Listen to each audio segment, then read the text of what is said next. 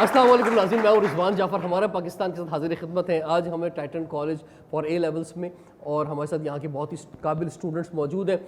1990 तक तकरीबन बराबर थी। नहीं बल्कि हम बेहतर थे सर। मैं बताता हूँ आपको, हाँ इंडियन रुपी उस वक्त होता था 46 का और हमारा रुपया होता था 56 का।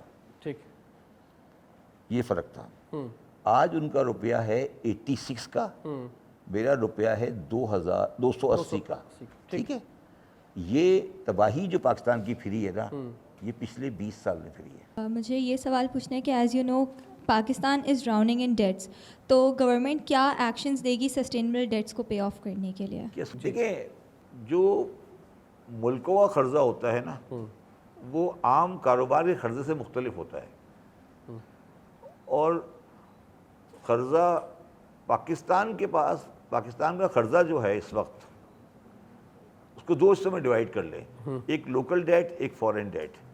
पाकिस्तान का जो फॉरेन डेट है वो तकरीबन 135 बिलियन अरब डॉलर है।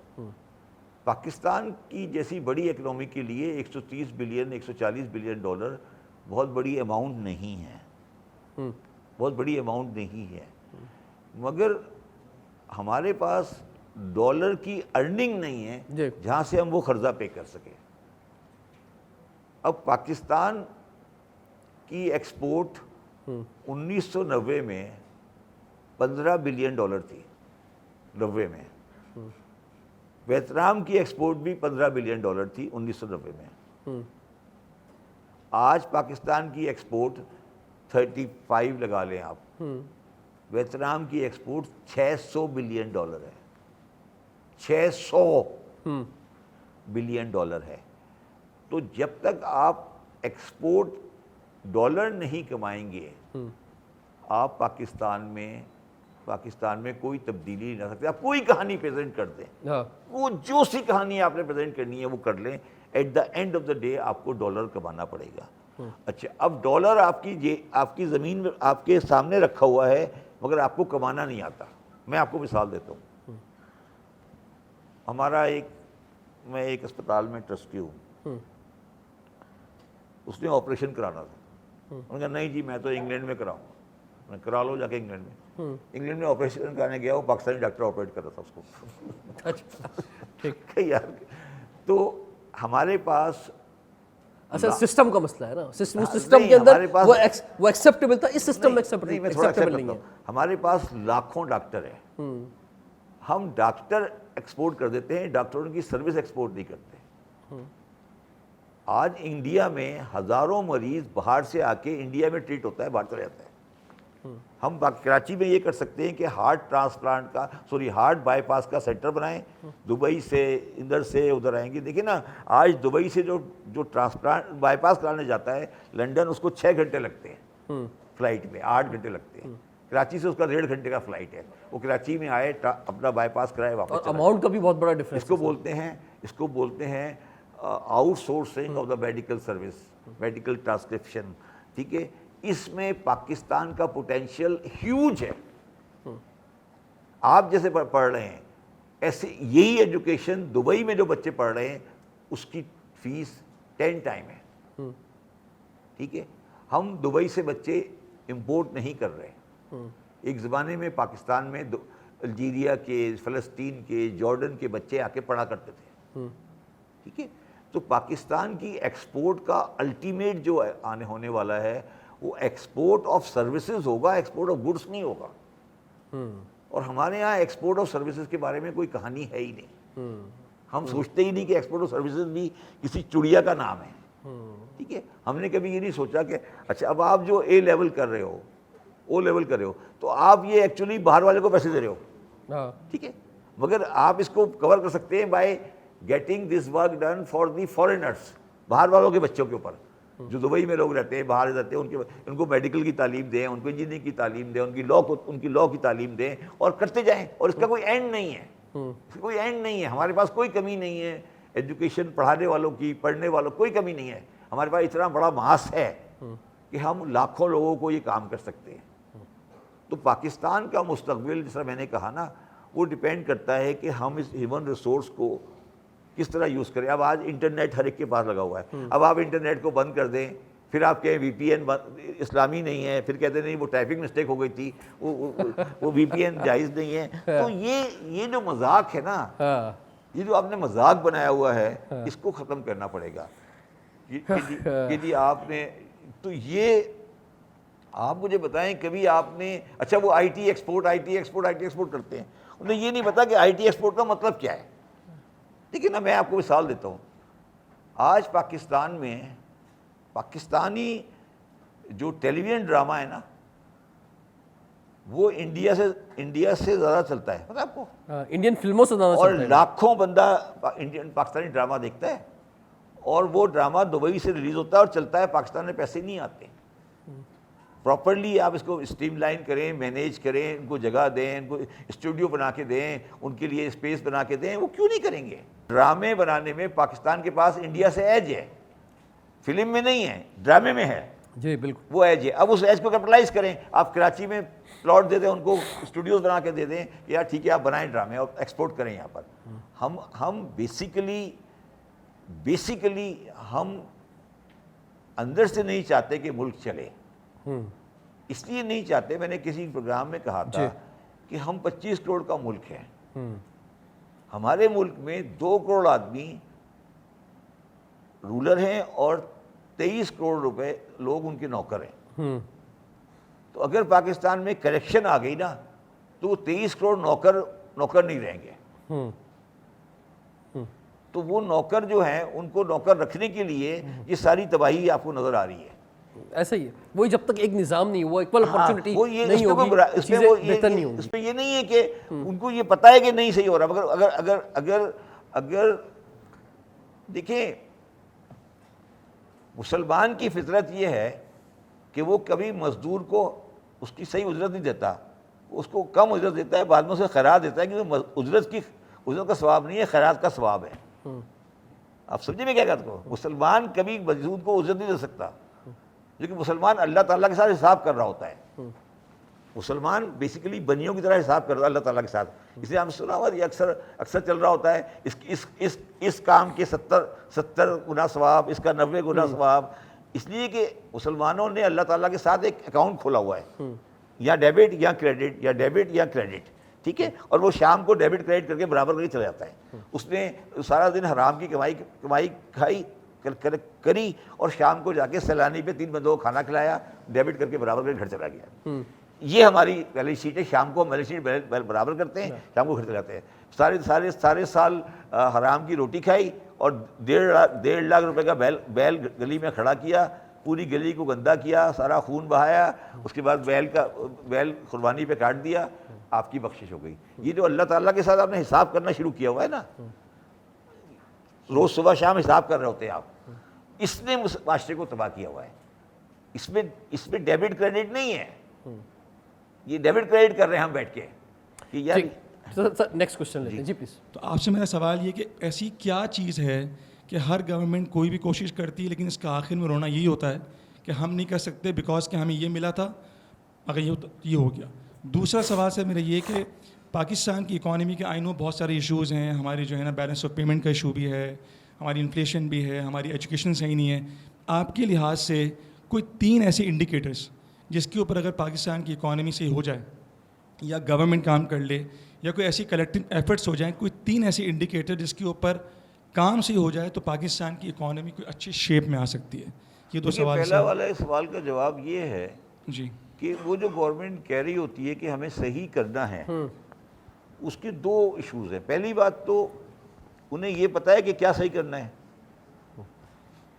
नहीं क्या सही करना है, ठीक है ना, और क्या वो सही करने में इंटरेस्टेड भी हैं, क्या वो सही करने में इंटरेस्टेड भी हैं या नहीं हैं। देखिए मैं आपको इसको और क्लैरिफाई कर देता हूँ। जी सर। इमरान खान साहब 300 केनाल के मकान में बनी गाला में रहते हैं। शहबाज शरीफ साहब इससे ही बड़े मकान में रहते हैं, रायगढ़ में, जाती उमरा में। जरदारी साहब उससे ज़्यादा बड़े मकान में रहते हैं। गाड़ियाँ सबके पास लैंड क्रूज़र या सही वही वाली गाड़ियाँ हैं। तो क्या ये लोग अंदर से अपने आप को चेंज करना चाहते हैं, तुम्हें चेंज करना चाहते हैं वो, तुम ठीक हो जाओ, खुद नहीं ठीक होंगे। जो इस तरह से रह रहे हो, या आप उनका लाइफ स्टाइल देखें, तो क्या आप बिलीव करते हैं कि ये तब्दीली चाहते हैं? बताएं ना मुझे आप। इमरान खान ने कहा कि मैं आके यूनिवर्सिटी गवर्नर साहब को यूनिवर्सिटी बना दूंगा, बनाई? क्यों नहीं बनाई? सर इतनी जॉब्स के वादे हुए, नहीं, क्या जो मैंने कहा था मैं इतनी जॉब्स क्रिएट कर दूंगा। नहीं, जॉब्स तो कुछ बड़ी बात है। मैं कह रहा हूँ आप कहते कि आज गवर्नर हाउस सिंध खत्म हो गया, अब क्यों नहीं किया? आपके ख्याल में ये क्यों नहीं हुआ? इसलिए नहीं हुआ कि हमारा ये उसूल है कि हम दूसरे को सही करेंगे, अपने आप को नहीं सही करेंगे। ठीक है ना? आप कहते हैं मैं रियासत मदीना बनाऊंगा, ठीक है, रियासत मदीना जो चला रहे थे, जो रियासत मदीना चला रहे थे हमारे आकाए नामदार, उनका घर कितना बड़ा था ये तो बताओ ना पहले। तो फिर वो करो ना पहले, बाद में मेरे ऊपर रियासत मदीना बनाना ना। पहले आप उनका घर तो देखते ना। आप वो तो कभी बात नहीं की किसी ने, वो तो कभी बात किसी ने नहीं की ना कि उनका घर कैसा था। ठीक है ना? तो ये बकवास जो है ना कि मैं सही करूंगा, ये करूंगा, ये अच्छा, ये सारे एक हैं। मैं इस बात पे कन्विंस्ड हूं, ये सब एक है, ये अलग अलग नहीं है, ये सबका ज्वाइंट वेंचर है। ये 19-20 कभी ये कभी वो कभी वो कभी मैं कभी पहले मेरी बारी वो तुम्हारी बारी, ये 19-20 का फर्क है। अच्छा, आप मुझे एक और बात बताएं, कराची में सबसे ज्यादा होर्डिंग लगी होती है जमात इस्लामी की, देखिए आपने? इतना पैसा कहां से आता है? पैसा कहां से आता है बताएं मुझे जरा। जमात इस्लामी जो होर्डिंग लगाती है, एड लगाती है, कभी इन्होंने यूनिवर्सिटी बनाई कराची में कि यार ठीक है कि हमारी जमात इस्लामी की ये यूनिवर्सिटी है, ठीक है जी, हम यूनिवर्सिटी बना रहे हैं। क्यों नहीं बनाते यूनिवर्सिटी? कि यार कल से यूनिवर्सिटी बनेगी, वो ऐड लगाए बनो काबिल बनो काबिल बनो काबिल, ठीक है, कोई यूनिवर्सिटी बनी आज तक? कि यार ठीक है कल से हम यूनिवर्सिटी बना रहे हैं, ये यूनिवर्सिटी बनेगी 50 एकड़ के ऊपर, क्यों नहीं बनी? हम बुला के लाते हैं। आज कराची में, पाकिस्तान में वो आदमी इज्जतदार है जिस आदमी के ताल्लुकात इन लोगों से हैं। हाँ, ठीक है ना? बिल्कुल ऐसी है। ठीक है, तो कौन जाता है इनके पास? हम तो वो तो नहीं आते ना, कभी आए कभी किसी घर। लेकिन अब आके 75 साल बाद तो स्टैंडर्ड बन गया ना ये।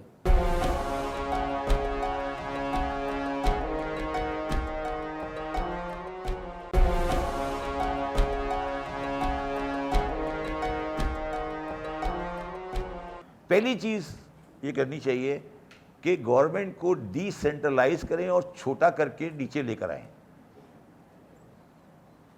सर वो लाए तो थे 18वीं तरमीम के अंदर, लेकिन उसमें आपने देखा 148 में, एनएफसी के अंदर जो अच्छा, और उसमें नहीं, इसमें क्या सूबे बढ़ाने चाहिए, सूबे बढ़ाने चाहिए, और इस्लामाबाद के अंदर जो पावर है वो उसको छोटा कर देना चाहिए।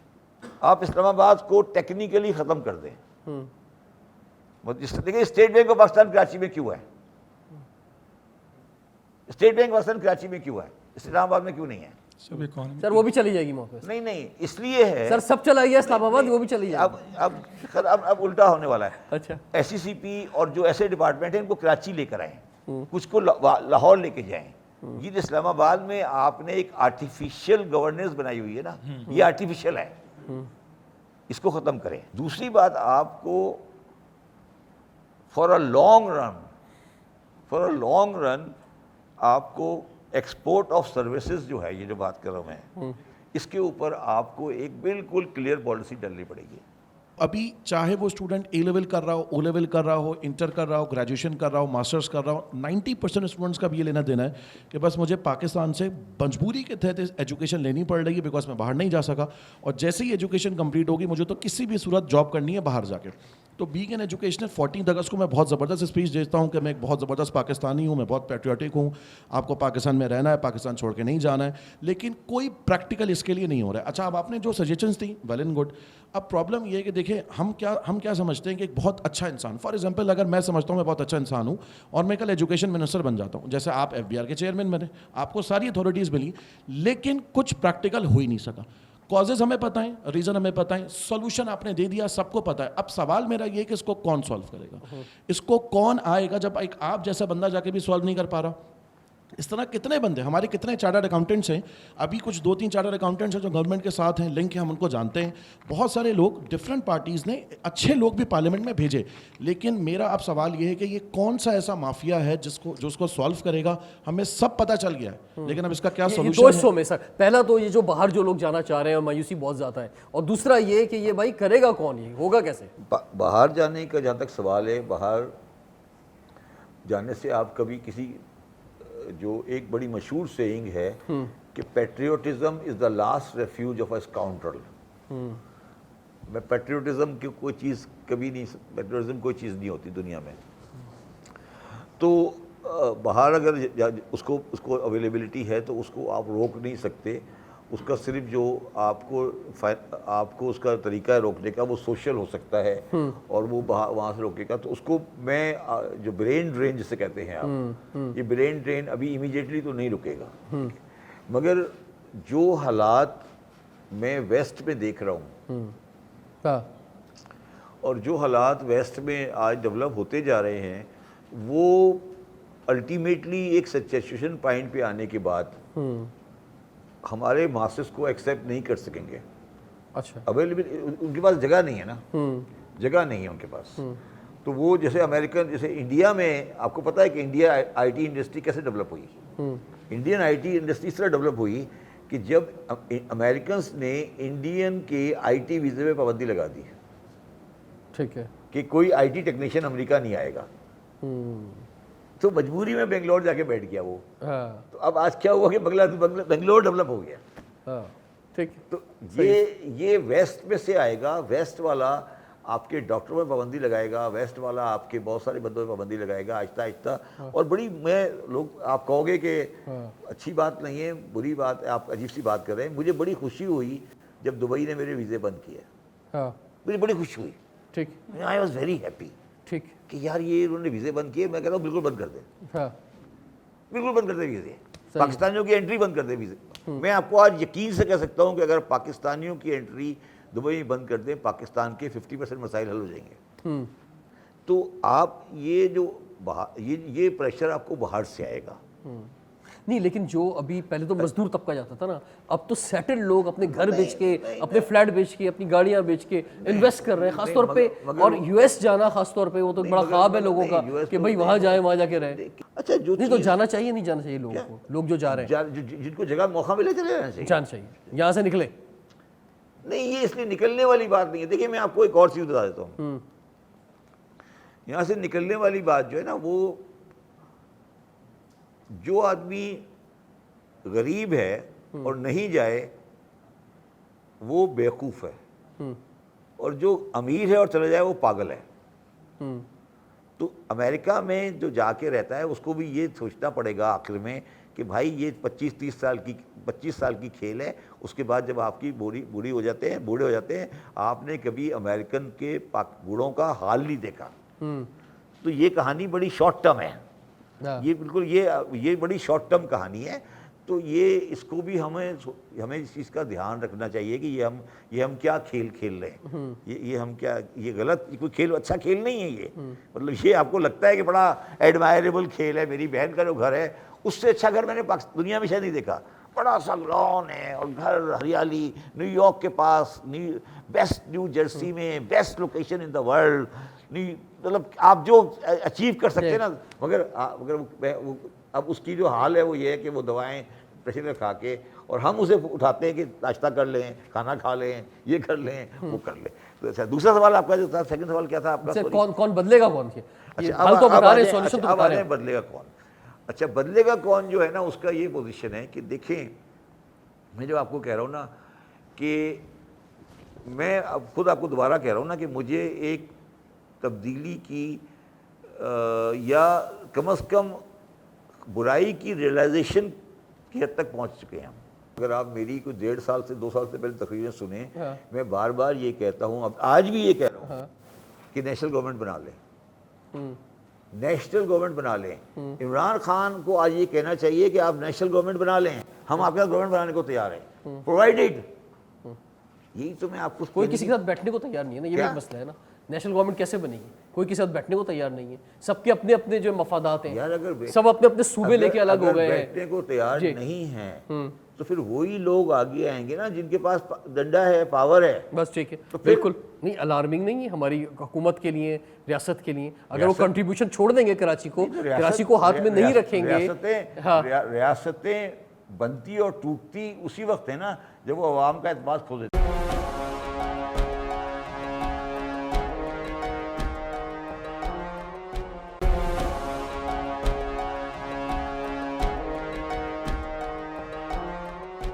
कराची में बहुत सारी मायूसियाँ हैं, बहुत सारी चीज़ें हैं, लेकिन इसके बावजूद हम कह रहे हैं कि जनाब आप समझते हैं कि कराची में इतना पोटेंशियल है, इतनी जान है कि कदमों पे खड़ा हो सकता है। पिछले 30 साल में बहुत डिक्लाइन हुआ है, जहाँ हमें होना चाहिए था कराची को आज नहीं है, लेकिन अब कराची जो है कहाँ जाएगा sir?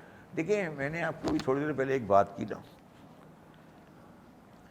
Karachi is the best place for the export of services. ठीक है, और आपको इसलिए मैंने कहा कि कराची एक्सपोर्ट ऑफ सर्विसेज का टाइम आने वाला है। सही है। ठीक है, तो एक्सपोर्ट सर्विसेज, लेकिन मैं तो गवर्नेंस की बात कर रहा हूँ सर, यहाँ की मैं बुनियादी मसाइल की बात कर रहा हूँ, सड़कों की बात कर रहा हूँ, पानी नहीं आ रहा लोग घरों में, और जो इतने मसाइल मौजूद हैं, ट्रांसपोर्ट है, ट्रैफिक है, क्लाइमेट इश्यूज हैं। आप मुझे एक बात बताएं कि कराची में कितनी आबादी है? 3 करोड़ तकरीबन। जी, गलत तरीके से छत पे बैठकर उल्टे तरीके से हर बंदा शाम को घर पहुंच जाता है। आपने कभी कराची में किसी फूड आइटम की शॉर्टेज सुनी है? नहीं, क्यों नहीं सुनी? क्यों नहीं सुनी? क्योंकि डिमांड ने नहीं सप्लाई। नहीं नहीं, सप्लाई चेन को मैनेज कर लिया गया है। दूध कहाँ से आ रहा है, कैसे आ रहा है, मगर मिल जाता है हर एक को। ठीक है, गोश्त कहाँ से आ रहा है, कैसे आ रहा है, वो कहीं है, मगर आपको कराची में हर घर में गोश्त दाल मिल जाती है। ठीक, तो कराची ने बगैर गवर्नमेंट सपोर्ट के जिंदा रहना सीख लिया है। बिल्कुल ऐसी। मानते हो ना? हाँ, ऐसी कराची अपने नहीं, अपने नहीं, कदमों पे खड़ा हुआ है नहीं, सर। नहीं, सीख लिया ना हाँ, कराची नहीं, की आवाम ने। लेकिन कराची सीख की लिया सर, लेकिन ये कौन सा मॉडल है नहीं, सुन कि लो ना अपने बात। अस्पताल भी खुद बना रहे हो, मेरी अपने बात- स्कूल आप खुद मेरी बना रहे बात हो, सुनो ना। अपने सिक्योरिटी गार्ड खुद रख रहे मेरी हो, बात अपना सुनो। पानी आप खुद मुझे जो है बात- डलवा रहे हो, मुझे- सब चीजें खुद कर रहे हो, अपने मुझे- दम पे खड़े हो। गवर्नमेंट का कोई कंट्रीब्यूशन ही नहीं है कराची के लोगों के साथ। मुझे बात पूरी करने दो ना। जी, आपने बगैर गवर्नमेंट के जिंदा रहना सीख लिया है। ठीक है। ठीक है, अच्छा, अब नाकाम क्या हो रहा है पाकिस्तान में? नाकाम कौन हो रहा है? गवर्नमेंट। बिल्कुल ठीक है, पाकिस्तान में नाकाम गवर्नमेंट्स हो रही है ना, ठीक है। तो उस कंपैरेटिव एडवांटेज में कराची आगे चला जाएगा। अब समझिए क्या कह रहा हूं मैं बात? देखिए, अब जो लोग गवर्नमेंट पे चल रहे थे ना, उनके पैसे मुक गए। हमने, हमारी अच्छाई या बुराई जैसे जो भी कह लो ना आपको, हमने सीख लिया है कि यार हमें बसें भी खुद अपनी, पानी भी अपना, बिजली भी अपनी, गार्ड भी अपना, हमने सीख लिया ना। We have learned. और नौकरी भी नहीं चाहिए सरकार। नौकरी भी नहीं चाहिए। हाँ, नौकरी भी नहीं चाहिए। हाँ। तो हमने, कराची ने प्राइवेट सेक्टर में जिंदा रहना सीख लिया। ठीक है। अब हमें ना हमें पीआईए में नौकरी चाहिए, ना हमें उसमें नौकरी चाहिए, हमने ना CSS करना है। CSS नहीं करना, हमें करना ही नहीं है। हमें तो जाकर बैंकों में हमें जो भी करना है हमें। तो ये एक नए इकोनॉमिक मॉडल के लिए बहुत अच्छा है। अच्छा, समझे ना मैं क्या कह रहा हूँ? दुनिया का मॉडल चल ही इस पर आए। देखिए ना, जो फ्रीलांसर काम कर रहा है हाँ। कंप्यूटर का, अब उसे ना कोई CSS करना है, ना उसको कोई डोमिसाइल चाहिए, ना उसको कोई चीज़ चाहिए। अब ये बच्चे में से जो IT कर रहे हैं, ना उनका डोमिसाइल चाहिए, ना उनको कोई चाहिए, वो अपनी जगह पे जिंदा है। ठीक है। ठीक है, तो कराची का मुस्तकबिल तो निहायत शानदार है। ठीक है, निहायत शानदार है। और मैं कराची के बारे में एक बात कह के ये सारा प्रोग्राम ख़त्म कर देता हूँ। एक 1935-40 में जी, एक गोरे ने एक किताब लिखी, मेरे पास कहीं पढ़ी होगी शायद। उसने उसमें एक अजीब-ओ-गरीब जुमला लिखा। उसने लिखा कि we will have to send our armies to fight against Afghanistan and Russia. And those armies will be, for those armies, the supplies will be given through Karachi. So, and he is saying, we cannot leave Karachi. हाँ नहीं, इस पे movie है voice क्या मतलब है sir, इसका? मैं रिकमेंड करता हूँ लोग क्या देखें। मतलब है इसका? नहीं, वॉइसरॉय हाउस देखें आप, उसके अंदर मूवी के अंदर लॉर्ड माउंटबेटन को बताया जा रहा है कि ये लकीर इसलिए खींची जा रही है क्योंकि एक वक्त आएगा कि जब ये गर्म पानियों की तरफ आएंगे, कराची की तरफ आएंगे, तो सिर्फ इस शहर की वजह से यहाँ तो दो मुल्कों में लकीर खींची जा रही है। अच्छा, तो मैं सिर्फ आपको ये कह रहा हूँ कि कराची की कहानी की जो फिल्म है ना, उसका भी एंड नहीं आया, हाँ अभी फिल्म चल रही है। हाँ और आप सब दुआ करें कि ये फिल्म का एंड अच्छा हो, अच्छा होगा। ठीक है, अच्छा हो, मगर एंड इसका अभी नहीं आया, तो क्या बनेगा? नहीं, लेकिन सर एक बड़ी तशवीशनाक बात है जी। कि जो आपने कहा ना कि अपने कदमों पे खड़ा होना सीख लिया है, Yes. सब कुछ प्राइवेट करेंगे। अगर मतलब लोग इतना अपने कदमों पे खड़े होंगे कि नौकरी भी नहीं चाहिए रियासत की, ना फौज में जाना है, ना पुलिस में जाना है, ना ब्यूरोक्रेसी में जाना है, कहीं नहीं जाना है, तो कहीं ऐसा तो नहीं कि एक वक्त आ जाएगा कि इससे भी मतलब नहीं होगा कि हम किस मुल्क का हिस्सा है, हमारे पर हुकूमत किसकी है। ये मैं बड़ी तशवीशनाक बात कह रहा हूँ। नहीं, तो मेरा सवाल आपसे एक अगला सवाल है, अगर आ जाएगा ऐसा सवाल तो उसमें कौन सी परेशानी है? दुनिया में ज्योग्राफीज पहले भी चेंज होती रही है। नहीं, अलार्मिंग नहीं है हमारी हुकूमत के लिए, रियासत के लिए। अगर वो कंट्रीब्यूशन छोड़ देंगे कराची को, कराची को हाथ में नहीं रखेंगे। रियासतें बनती और टूटती उसी वक्त है ना जब वो अवाम का एतमाद खो देती हैं। अगर आपने ये पॉलिसी रखी, आइसोलेशन की और डिस्क्रिमिनेशन की, और तो फिर तो ये डिपेंड करेगा ना कि रियासत की जो बाइंडिंग फोर्स क्या है। तो आप दुनिया में किसी को नहीं रख सकते, ये तो एक लंबी कहानी है। But what I am saying, मैंने कहा ना कि ये चैप्टर अभी ओपन है, क्लोज नहीं हुआ। क्लोज नहीं हुआ। Thank you very much. Thank you very much जी, बहुत बहुत शुक्रिया। रिजवान जाफर को इजाजत दीजिए, देखते रहिए प्रोग्राम हमारा पाकिस्तान।